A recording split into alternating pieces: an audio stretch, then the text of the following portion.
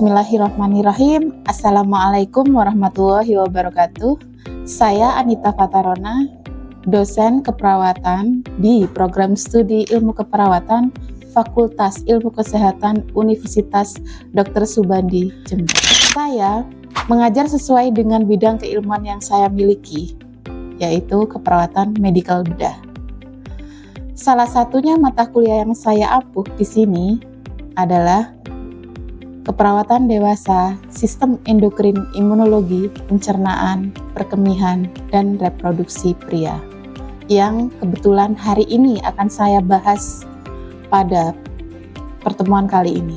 Mata kuliah keperawatan dewasa, sistem endokrin, imunologi, pencernaan, perkemihan, reproduksi pria merupakan mata kuliah inti dari keperawatan, di mana mata kuliah ini memiliki bobot 4 SKS yang terdiri dari 3 SKS teori, 1 SKS praktikum, dan mata kuliah ini ditempuh di semester genap. Fokus mata kuliah ini tentang asuhan keperawatan klien dewasa dengan gangguan sistem endokrin, imunologi, pencernaan, perkemihan, reproduksi pria, yang lingkup bahasannya memiliki bagian, yaitu dari pengkajian sampai evaluasi. Setelah mengikuti kegiatan pembelajaran, mahasiswa diharapkan mampu memahami anatomi fisiologi sistem endokrin, menyusun asuhan keperawatan dengan gangguan sistem endokrin pada klien dewasa, terutama pada klien diabetes mellitus. Asesmen penilaian dari mata kuliah ini terdiri dari 4 poin, yaitu penilaian 20% nilai tugas, 15% untuk masing-masing nilai UTS dan UAS sebesar 15%, serta 50% nilai praktikum. Sebagai upaya dalam mendukung capaian pembelajaran tersebut, saya menggunakan beberapa buku referensi, diantaranya yaitu buku Ajar Keperawatan Medikal Bedah, karangan Branner and Sedat, kemudian buku SDKI, SLKI, SIKI dari DPP PPNI, serta artikel-artikel ilmiah yang mendukung materi pembelajaran pada hari ini. Metode pembelajaran dari mata kuliah ini menggunakan metode delivery, interaction, dan assessment, di mana metode ini yaitu delivery, artinya penyampaian materi pembelajaran secara teori yang nanti dilakukan tatap muka secara langsung. Materi disampaikan secara langsung dengan media PPT yang dilakukan dengan metode ceramah. Sebagai meningkatkan suasana interaksi pada saat proses pembelajaran, saya selalu memberikan pertanyaan-pertanyaan terkait topik yang sudah diberikan kepada mahasiswa. Hal ini tujuannya supaya mahasiswa bisa memberikan umpan balik atau opini yang nantinya bisa dilakukan sebagai umpan balik, sehingga proses pembelajaran bisa berjalan lancar. Pada akhir pembelajaran, saya akan melakukan sebuah evaluasi terkait dengan apa yang sudah disampaikan di awal secara langsung. Nah, ini untuk sebagai alat ukur apakah mahasiswa bisa memahami atau kurang memahami dari topik yang sudah disampaikan. Berikut saya sampaikan contoh salah satu video pembelajaran mata kuliah asuhan keperawatan klien dewasa dengan gangguan sistem endokrin, imunologi, pencernaan, perkemihan, dan reproduksi pria, dengan topik asuhan keperawatan pada klien dengan diabetes mellitus. Mari kita simak bersama proses pembelajarannya. Assalamualaikum warahmatullahi wabarakatuh. Waalaikumsalam warahmatullahi wabarakatuh. Selamat siang, alhamdulillah ya kita bertemu lagi di perkuliahan keperawatan dewasa sistem endokrin ya.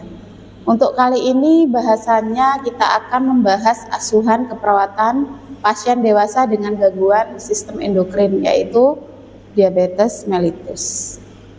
Oke, sebelum kita mulai ya, lebih baiknya kita mulai dengan berdoa dulu ya, menurut agama dan keyakinan masing-masing. Berdoa mulai.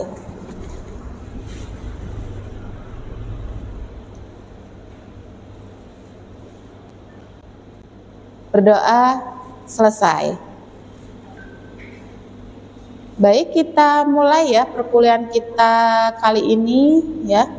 Kita akan membahas terkait diabetes mellitus. Tentunya ya sebelumnya kalian sudah menempuh mata kuliah anatomi fisiologi sistem endokrin ya. Oke. Baik, sebelum kita mulai ya, ini kita akan membahas terkait review anatomi fisiologi sistem endokrin. Kemudian yang kedua, kita akan menyusun ya, atau kita akan membuat asuhan keperawatan dengan kasus gangguan sistem endokrin, yaitu diabetes mellitus, dari pengkajian sampai evaluasi seperti itu. Oke, untuk selanjutnya saya ingin sedikit mereview ulang ya terkait dengan anfis endokrin. Mungkin ada yang masih ingat apa saja sih sistem endokrin? Saya, Bu. Ya. Sistem endokrin itu ada adrenal, pineal, pituitari, tiroid, paratiroid, sama pankreas, Ibu. Oke, kalau di DM itu sendiri kira-kira masih ingat nggak yang terganggu di bagian yang mana? Pankreas. Bagus sekali ya. Pankreas. Kenapa kok pankreas? Karena mengatur regulasi level kadar glukosa di dalam darah. Nah, pankreas ini yang terganggu. Kenapa? Karena pankreas ini sendiri dia menghasilkan yang namanya sel beta pankreas untuk mensekresi yang namanya insulin, seperti itu. Prevalensi kejadian dari DM itu sangat tinggi ya. Dari tahun ke tahun ya, ternyata data dari IDF ya, itu dia akan meningkat sebanyak 16,7 juta ya di tahun 2045 ya. Itu kan juga menjadi sebuah PR ya, bagaimana kita nantinya sebagai nakes ya atau perawat ya yang akan memberikan pelayanan kepada pasien ya untuk menekan angka prevalensi dari diabetes mellitus. Bahkan ya di area perkotaan maupun di desa itu juga terjadi peningkatan yang sangat pesat seperti itu. Kira-kira menurut adik-adik ada yang paham nggak apa sih diabetes mellitus kira-kira? Kan ada dua tuh, tipe 1 dan tipe 2. Ada yang tahu bedanya? Kalau yang tipe 1 dia sama sekali tidak menghasilkan insulin ya, sama sekali dia tidak mampu. Karena apa? Karena rusak ya, sel beta pankreasnya itu sudah rusak total ya. Jadi sama sekali tidak ada dia menghasilkan sedikit pun. Berarti dia seumur hidupnya dia akan bergantung kepada yang namanya insulin. Berbeda dengan DM yang tipe yang kedua. Yang kedua dia menghasilkan namun tidak mencukupi seperti itu. Nah, di sini kita akan bahas ya, kenapa kok seperti itu ya. Ternyata ya ada beberapa penelitian ya, itu termasuk penelitian saya di sini. Ternyata banyak hal yang bisa mempengaruhi yang namanya manajemen diabetes mellitus, terutama di masyarakat desa maupun kota ya, terkait dengan motivasi ya, persepsi, spiritual, kemudian coping. Nah, itu semua berpengaruh dan ternyata ada perbedaan. Kenapa kok seperti itu? Itu dipengaruhi dari tingkat pendidikan ya, pekerjaan ya, itu terutama ya. Kemudian lingkungan ya, itu juga berperan besar pada bagaimana seseorang dalam pengelolaan dari manajemen diabetes mellitus. Nah, kemudian kita akan melanjutkan ya. Tadi sudah dibahas tuh apa diabetes, klasifikasinya ya. Ada 2 ya. Yang paling sering terjadi, yang paling banyak adalah tipe 2. Kenapa kok tipe 2? Karena ya yang tipe 2 ini dia itu faktor resikonya adalah genetik dan gaya hidup. Ya. Kalau yang tipe 1 dia kelainan kongenital ya, dari lahir biasanya. Jadi dia sudah dari bayi dia sudah injeksi yang namanya insulin gitu ya. Tapi kalau yang DM tipe 2 ini tidak selaras dengan perjalanan gitu ya. Kalau ada genetik lebih baiknya kita harus menjaga gaya hidup.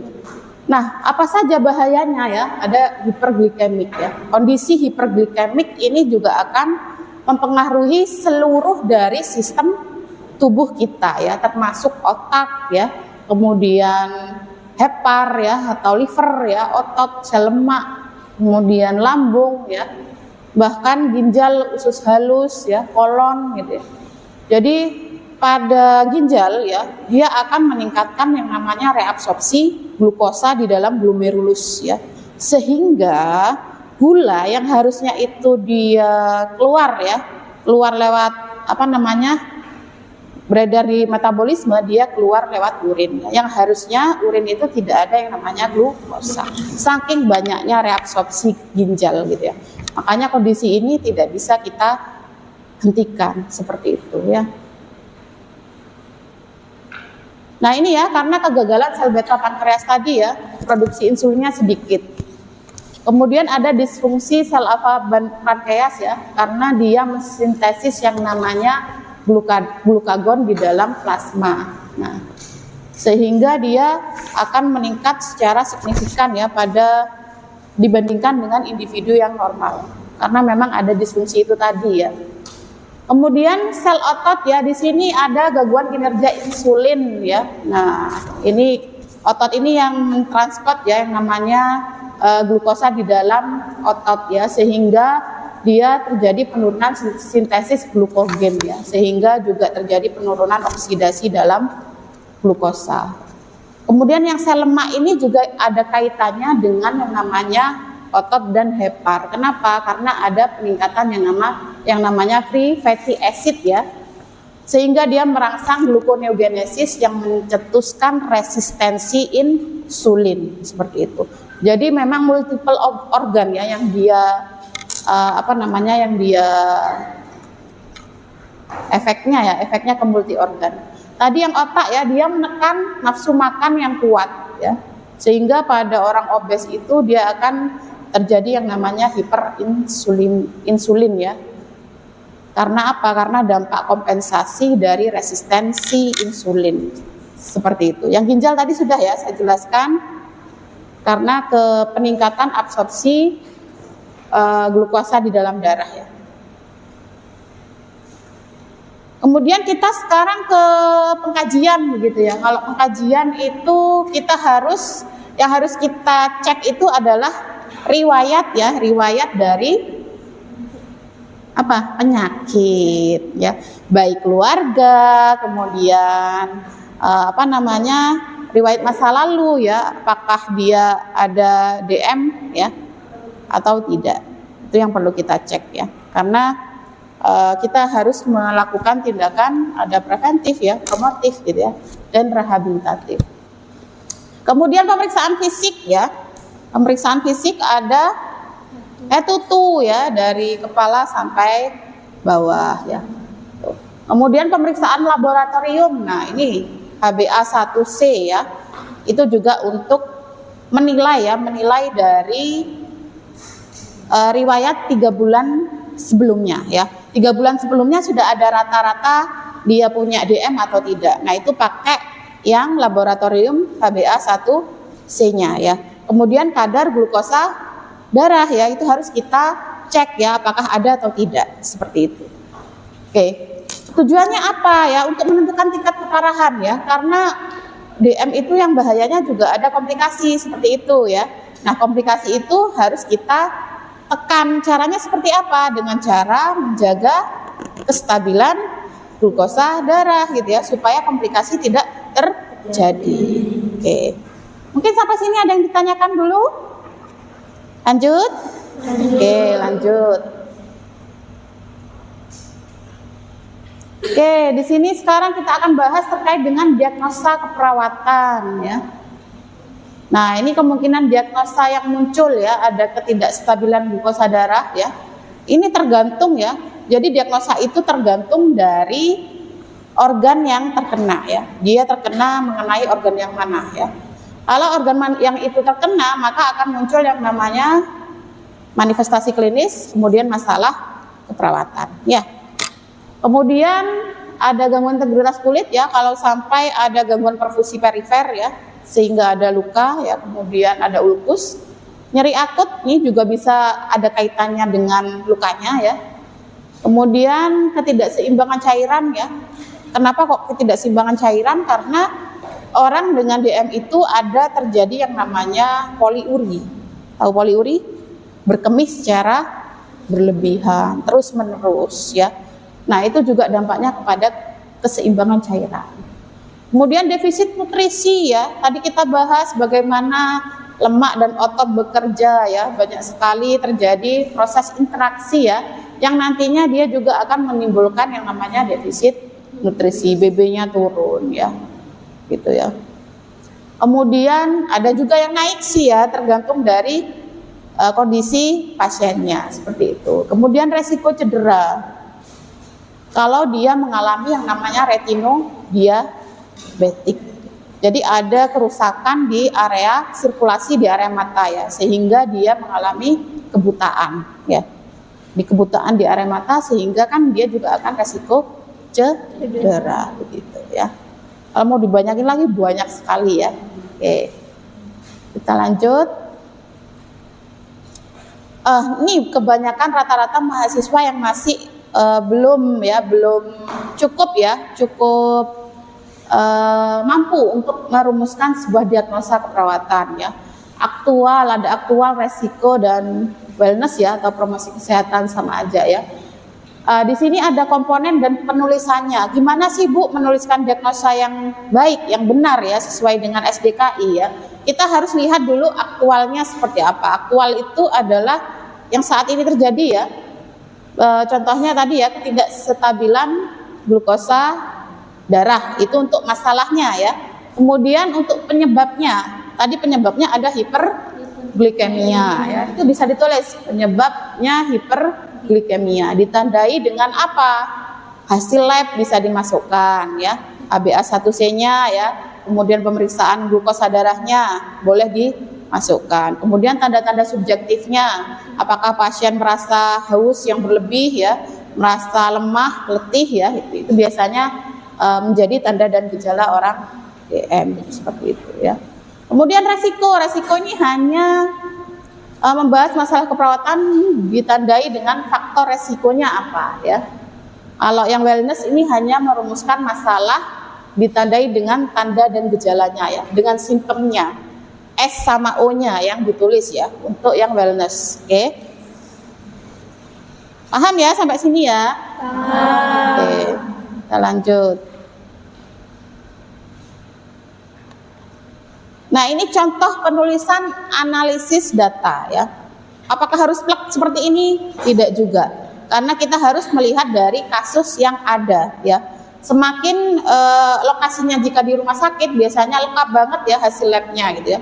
Boleh kita masukkan di bagian data objektifnya ya. Data objektif ini data apa? Data yang bisa diukur, terukur ya. Oke, pasti ya, ada gitu ya. Jadi kita rumuskan dulu, P itu problem. Problem itu adalah masalah. Berarti yang dimasukkan adalah masalah keperawatan ya. Jadi jangan menuliskan masalah keperawatan yang tidak ada kaitannya di SDKI ya. Itu harus ada ya. Ketidakstabilan glukosa darah. Kemudian penyebab, etiologi, E ya. Penyebabnya apa ya? Ternyata hiperglikemia ya. Karena ada resistensi insulin itu tadi ya. Sehingga terjadi peningkatan glukosa darah. Oke.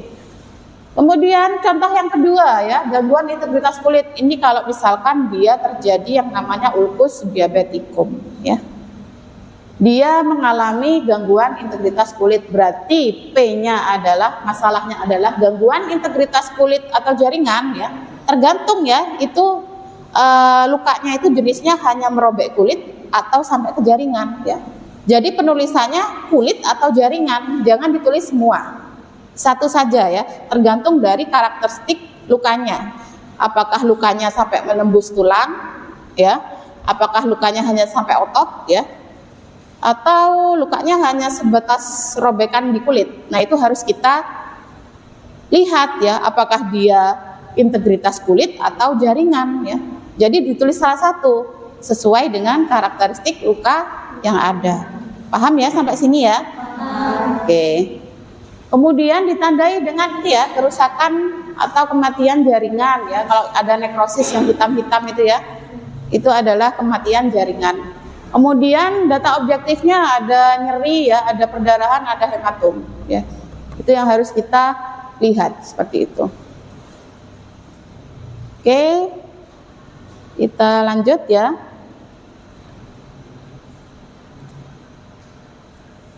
Kemudian intervensi ya, intervensi yang bisa kita lihat itu di psiki ya. Terkait dengan ketidakstabilan glukosa darah, yang harus kita lihat adalah manajemen hiperglikemi dan hipoglikeminya seperti apa ya. Mulai dari observasi ya, kemudian otek ya, observasi, terapeutik, edukasi dan kolaborasi. Sepertinya sudah di luar kepala ini ya, sepertinya sudah sering baca seperti itu. Kemudian ada diagnosa gangguan integritas kulit ya. Kita lakukan manajemen perawatan kulit, yaitu perawatan luka. Itu pun juga tergantung dari kondisi lukanya seperti itu. Jadi harapannya apa nanti? Yaitu luaran ya, kriteria hasilnya seperti apa nanti. Nah, kita bisa lihat di SLKI. Apa saja sih kira-kira kriteria hasilnya? Oke, kita bahas kriteria hasil yang ketidakstabilan glukosa darah dulu ya. Nah, setelah dilakukan ini ya, harapannya 1 kali 24 jam kadar glukosa berada dalam rentang yang normal ya. Kenapa kok 1 kali 24 jam ya? Karena dalam 1 kali 24 jam kita sudah memasukkan yang namanya insulin ya. Jadi dalam beberapa jam kemudian dia akan turun ya, akan turun glukosa darahnya ya, akan stabil kembali ya, karena kita melakukan intervensi kolaborasi, yaitu pemberian insulin berapa unit gitu ya. Nanti hasilnya dia akan baik dalam 1 kali 24 jam ya. Kadar glukosa baik, urin membaik ya, lelah menurun ya, sesuai dengan data objektifnya sama subjektifnya tadi ya, harapannya seperti itu nanti ya. Kemudian untuk kriteria hasil dari integritas kulit ya, nah harapannya nanti terdapat regenerasi sel ya, ada jaringan granulasi yang sudah mulai tumbuh di area lukanya seperti itu. Nah, ini ada penyatuan kulit meningkat ya, tapi lukanya bagus, ada granulasi ya, kemudian edem berkurang, peradangan juga menurun ya. Yang terpenting tidak ada tanda-tanda infeksi, berarti sudah bagus ya untuk perawatan lukanya gitu. Oke.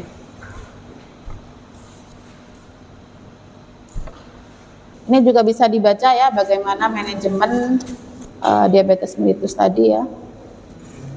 Oke, coba ini dibaca untuk soalnya ya.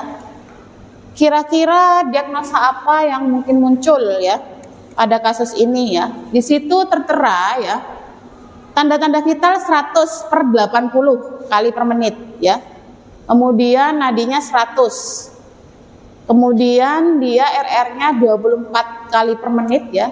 Berarti kan ada kemungkinan dia terjadi gangguan pola nafas ya, karena RR-nya 28 kali per menit. Konjungtiva pucat, mukosa kering, atral dingin, CRT ya. CRT capillary refill time ya, 3 detik, lebih dari 3 detik ya, berarti dia tidak normal ya. Tonus otot lemah, keringat dingin, mual HB-nya 10 ya, berarti HB10 ini dia rendah ya. Kemudian GTA-nya 60, dia mengalami hipoglikemia ya. Leukositnya 550, trombositnya 250, hematokritnya 30 ya. Klien menderita DM sejak 1 tahun yang lalu ya. Dia saat ini terpasang oksigen 3 liter per menit.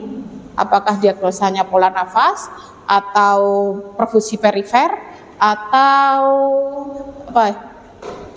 intoleransi aktivitas atau apa kira-kira?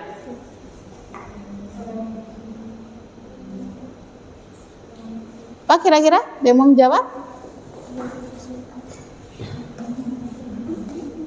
Ada yang mau jawab kira-kira? Jawab aja, yuk. Intoleransi aktivitas. Intoleransi aktivitas. Ada yang lain mungkin? Kan nggak mungkin sama ya pendapatnya. Perfusi perifer tidak efektif, Bu, karena ada CRT-nya gitu ya. Intoleransi, Bu. Kalau dari tanda-tandanya semua dia itu lemah sekali, Bu, ya. Beresiko gitu ya. Dia harus bed rest ya. Kira-kira apa? Apakah perfusi? Perfusi pun tidak salah ya. Kalau kita melihat dari nilainya ya, dari CRT-nya ya. Tapi kita lihat data itu kan keseluruhan ya, keseluruhan yang mau kita bahas untuk DSDO-nya. Nah, jika pola nafas itu sudah teratasi ya, karena saat ini pasien sudah dipasang, jadi nggak mungkin diagnosanya pola karena sudah diintervensi ya. Berarti kita harus fokusnya ya ke perfusi perifer atau intoleransi ya. Apakah dia termasuk salah satunya gitu ya. Kalau intoleransi apa kira-kira definisinya? Dia itu rusak ya, kemampuan fisik psikisnya ya, lemah ya, fisiologisnya jelek ya. Kalau fisiologisnya jelek ini sudah jelek sekali ya.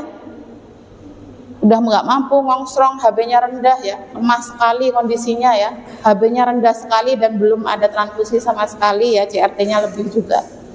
Jadi mungkin lebih tepatnya dia intoleransi aktivitas ya. Apakah salah perfusi? Tidak ya. Kalau memang ada data seperti itu, boleh nanti ke diagnosa yang berikutnya.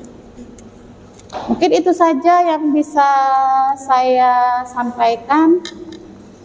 Ini literaturnya yang bisa kalian pakai ya. Ada pertanyaan mungkin? Izin bertanya, Ibu.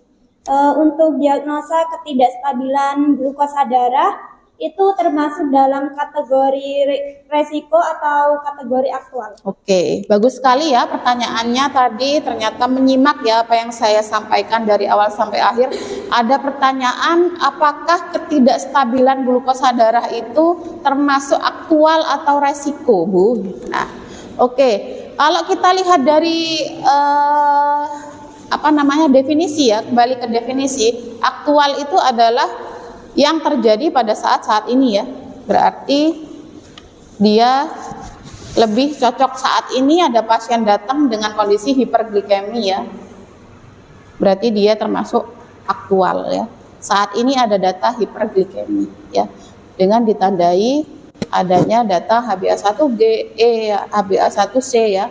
Kemudian ada pemeriksaan gula darah, itu sudah mewakili bahwa saat ini dia memang ada ketidakstabilan glukosa darah. Berarti dia masuk ke yang aktual, begitu ya. Gimana kalau resiko, Bu? Resiko ketidakstabilan bisa juga ya. Namun perbedaannya antara resiko dan aktual itu adalah kalau resiko itu yang akan terjadi ya, yang akan terjadi selanjutnya, kemungkinan yang akan terjadi selanjutnya. Begitu. Sementara tergantung dari kasusnya juga ya. Kalau memang dia terjadi saat ini, berarti saat ini ya dia aktual ya, bukan resiko lagi. Kalau resiko itu nanti yang akan terjadi, kemungkinan yang akan terjadi. Karena resiko ya bisa terjadi, bisa enggak. Tergantung masalah yang awal dia sudah teratasi atau belum. Seperti itu. Baik, terima kasih atas perhatiannya ya. Saya akhiri perkuliahan kita kali ini. Mohon maaf bila ada salah-salah kata. Saya akhiri. Assalamualaikum warahmatullahi wabarakatuh.